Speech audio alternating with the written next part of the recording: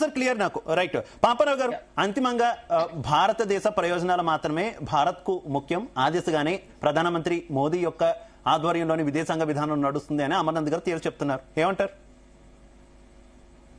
సరే, ఎవరైనా అదే అనుకుంటోంది. ఇప్పుడు జాతీయవాదాన్ని మించినటువంటిది ఈ రోజు లేదనేది అంతర్జాతీయ. ఇప్పుడు ఆయన నన్ను కమ్యూనిస్ట్ అని పదే పదే అంటున్నాడు, కానీ కమ్యూనిస్టే, దానిలో సందేహం ఏం లేదు. కానీ కొన్ని విషయాల్లో నాకు కూడా జాతీయవాద ఇదనేదే ఉంది. జాతీయవాదమే ఈ రోజు ఉన్నటువంటి రిసార్ట్.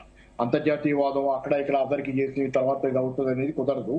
జాతీయవాదం అని చైనా అదే చేసుకుంది. ఆఖరికి రష్యా రెండో ప్రపంచ యుద్ధంలో కూడా హిట్లర్ దాడి చేయగానే జాతీయవాదానికి వెళ్లాల్సి వచ్చింది. ప్రపంచవ్యాప్తంగా జాతీయవాదం అనేది లేకుండా ఏ దేశం అభివృద్ధి చెందలేదు. కాబట్టి మనకు కూడా జాతీయవాదం ఉండాల్సిందే. కానీ వీళ్ళు జాతీయవాదాన్ని ఎంతవరకు నిజంగా అప్హోల్డింగ్ పోయారు. ఇప్పుడు అమెరికా 500 బిలియన్, ఇందాకే చెప్పా కదా, మళ్ళీ రిపీట్ చేయాలి.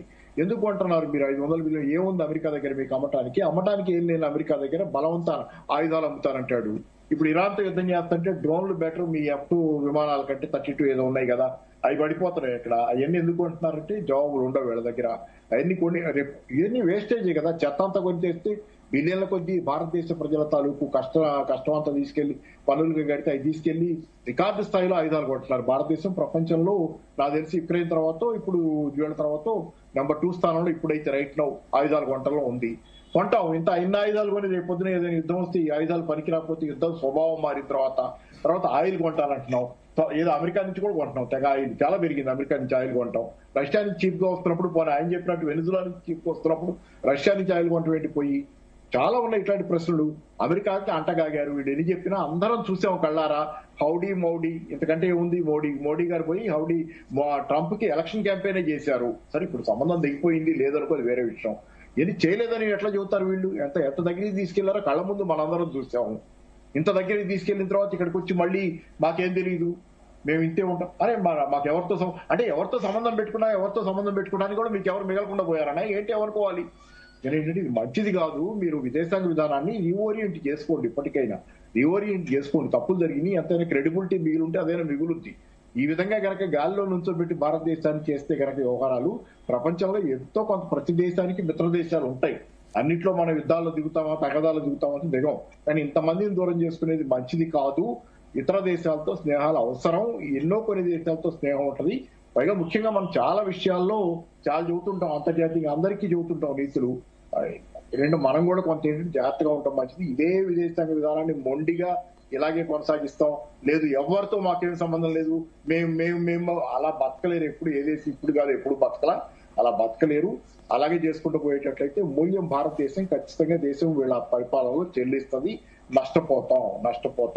నష్టపెట్టద్దు దేశాన్ని. కాబట్టి మీరు విదేశాంగ విధానాన్ని రీఓరియంట్ చేసుకోండి. పొరపాట్లు జరిగితే జరగచ్చు. ఇందిరాగాంధీ చేసిన కాలంలో కూడా కొన్ని పొరపాట్లు జరగచ్చు. కానీ మీరు చేసే దానిలో ఇప్పుడు పొరపాట్లు జరిగితే దాన్ని రీస్ట్రక్చర్ చేసుకోండి, రీఓరియంట్ చేసుకోండి. మనకి స్నేహితులు అంటూ ఉండాలి. స్నేహాలు లేకుండా ఇలా ఒంటరిగా నిలబెడతాం, నిన్నేమో అమెరికాతో అంటకాపుతాం, వాళ్ళు అక్కడ చెడిపోయింది కాబట్టి ఎవరితో వద్దు మాకు, నో బ్యాడ్. అది మీరు గారు ఇప్పుడు మోదీ గారి నేతృత్వంలోని ఎన్డీఏ ప్రభుత్వమే కాదు కదా, గత కొద్ది కాలంగా మనం చూస్తున్నాం. యూపీఏ గవర్నమెంట్ ఉన్నప్పుడు కూడా అమెరికా వైపు టిల్ట్ అవడాన్ని మనం చూస్తాం. అప్పట్లో కమ్యూనిస్టు పార్టీలు మద్దతు ఇచ్చినటువంటి పరిస్థితి కూడా, ఆ మద్దతు యూపీఏ గవర్నమెంట్ కు ఉన్నటువంటి సిచ్యువేషన్ చూసాం. ఆ టైంలో కూడా అమెరికా వైపుగా భారత విదేశాంగ విధానం కొంత టిల్ట్ అవడం చూసాం కదా. పూర్తిగా చూస్తే దేశంలో ఏ పార్టీ కేంద్రంలో అధికారంలో ఉన్నా కూడా అమెరికా వైపు విదేశాంగ విధానం కొంత టిల్ట్ అవుతున్నట్టే కనిపిస్తుంది కదా. ఇందులో అంత నష్టం చేకూర్చే అంశం ఏమైనా ఉంటే ఏ పార్టీ అధికారంలో ఎందుకు అలా టిల్ట్ అయ్యే అవకాశం ఉంటుంది? మీకు ఇందిరాగాంధీ తర్వాతే మార్పు వచ్చిందండి. ఇందిరాగాంధీ చివరి పరిపాలన దశలో కూడా కొంత ఈ వరల్డ్ బ్యాంక్ నుంచి లోన్లు కానీ ఏదైనా కానీ కొంత ప్రైవేట్ సెక్టర్ దిశగా ఇందిరాగాంధీ కూడా 80s వచ్చేసరికి 70s తర్వాత 60s చివరిలో వరకు వచ్చిన తర్వాత 70s దాకా 70s లో ఉన్నటువంటి నేషనలైజేషన్ ఊపు అదంతా లేదు ఆమె దగ్గర. కొంత తగ్గారు, ఆమె కూడా వెనక్కి తగ్గారు. ప్రైవేటీకరణ దిశగా పోయింది దేశం.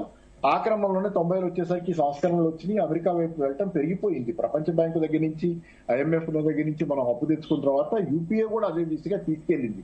మీకు ఓవరాల్ గా చూసుకుంటే ఆ రోజు నుంచి ఈ రోజు దాకా కూడా దేశంలో ఏదో కొన్ని రాజకీయ పక్షాలు ఉన్నాయి. మీరు అన్నట్లుగా ఇందాక వామపక్షాలు కూడా గట్టిగా మీరన్న యూపీఏ 1లో 2008లో అణు ఒప్పందం జరిగినప్పుడు కమ్యూనిస్ట్ పార్టీలు బయటకు వచ్చేసినాయి. మేము ఇక్కడ ఉండము, మీరు ఆ అణు ఒప్పందం చేసుకుంటే. దాని మీద చాలా విమర్శలు ఉన్నాయి.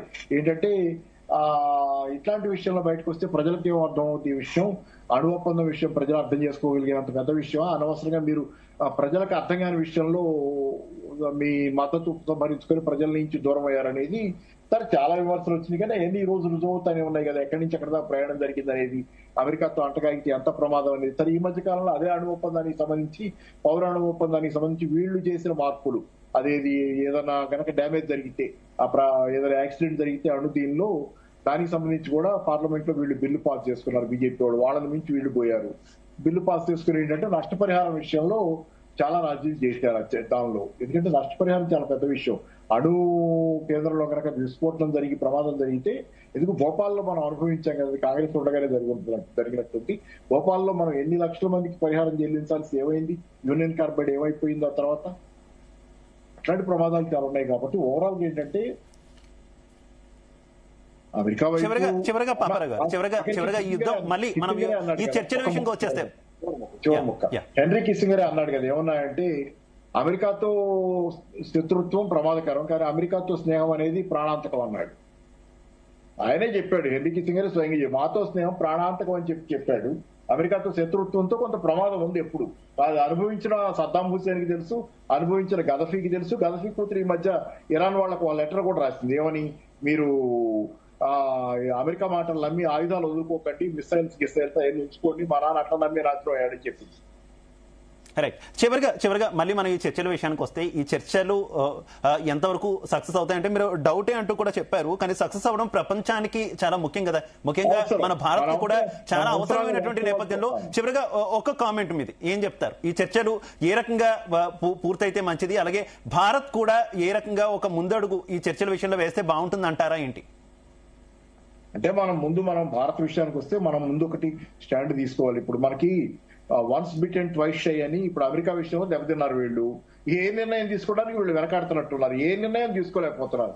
ఒక్క అమెరికా విషయానికి అంత దగ్గర అయిన తర్వాత it is a very big shock for them. ఆ తర్వాత ఏ నిర్ణయం తీసుకోవాలన్నా వీళ్ళు నిర్ణయం తీసుకునే స్థితిలో లేరు. కానీ నిర్ణయం తీసుకోక తప్పని స్థితి దేశంగా. మీరు ఏదైనా సరే మేధోమదనం చేసుకుని మీరు ఒక నిర్ణయం గట్టిగా తీసుకుని దేశానికి ఇది మన ఓరియంటేషన్, ఇక్కడ ఈ పొరపాటు జరిగిందనేదని మీరు చేసుకోవాలి. రెండోది ఏంటంటే మీకు ఇక్కడ మీరు అన్నారు కదా, ఏది ఇక సారీ ఏదో మిస్ అయింది, చర్చల్లో ఎలాంటి ఫలితం? చర్చలు మంచి ఫలితమే రావాలి, చర్చలు సానుకూలంగా రావాలని కోరుకుంటే, ఎవరు యుద్ధాలు కావాలని మూడో ప్రపంచంతో మునిగిపోవాలని కోరుకోం కాబట్టి కోరుకుంటాం. కానీ వాస్తవాలకు అతీతంగా ఆలోచించడం కూడా కష్టం. ఎందుకంటే అమెరికా ఆయుధాల కంపెనీ, అమెరికాయే ఒక ఆయుధాల కంపెనీ. దాన్ని ఒక రకంగా చెప్పాలంటే అమెరికా ఆయుధాల వ్యాపారం దాని ప్రాణం. అట్లాంటిది యుద్ధాలు చేయకుండా ఎట్లా ఉంటది, దాన్ని ఏం చేయాలో మరి. ఇప్పుడు ఇజ్రాయెల్ ని డిజామ్ చేయాలి అని చెప్పి చైనా అంది, దాన్ని అసలు నాకు అర్థం కాని విషయం ఏంటంటే పాపారావు గారు, అసలు యుద్ధం ప్రారంభించినటువంటి ఇజ్రాయెల్ మాత్రం ఈ చర్చల్లో లేదు. అది నా ఇజ్రాయెల్ ప్రతినిధులు కావచ్చు, అసలు ఇజ్రాయెల్ దేశం అంశం కావచ్చు, ఇజ్రాయెల్ అసలు అటాక్ చేస్తుందా చేయదా అన్న దానికి సంబంధించి కావచ్చు, ఆ సబ్జెక్టే లేకుండా పోయింది కదా. అసలు యుద్ధం స్టార్ట్ చేసిందే ఇజ్రాయెల్, అది నా డౌట్. వినేవాడికి ఇప్పుడు అమెరికా తన్నులు తింది బాగా, ఇజ్రాయెల్ ఎంత తిందో నాకు తెలియదు యుద్ధంలో, కానీ బాగా తన్నులు తింది. దానికి కొంత అవసరం అయింది, కొంత ప్రపంచం అంతా దాని మీద ఒత్తిడి పెడుతుంది. అగ్రరాజ్యంగా ఉన్నందుకు ఆ దేశంలో కూడా ఒత్తిళ్లు వస్తున్నాయి. ఇక్కడేమో మరి ఇజ్రాయెల్ ఒక పేరియా స్టేట్ అంటారు. పేరియా అంటే ఇప్పుడు దాన్ని ఏమనాలి, పేరియా అనే మాట తెలుగు మాట రావటం నాకు. అంటే ఒక ఎవరికి బట్టని ఒక బ్రహ్మ పదార్థం లాగా దాన్ని వదిలేచారేమో, అందరూ వదిలేచారు. ఏంటంటే ఇప్పుడు ఇజ్రాయెల్ అలా ఉన్నంతకాలం మధ్యప్రాచ్యంలో శాంతి ఉండదు. I think Israeli people have to get rid of Netanyahu వాళ్ళు వదిలించుకుంటే తప్పితే మిగతా మారవు. ఫస్ట్ నెచ్చాన్షును వదిలించుకొని ఇజ్రాయెల్ లోనే రాజకీయాలు మారాలి. అమర్నాథ్ గారు కంక్లూడ్.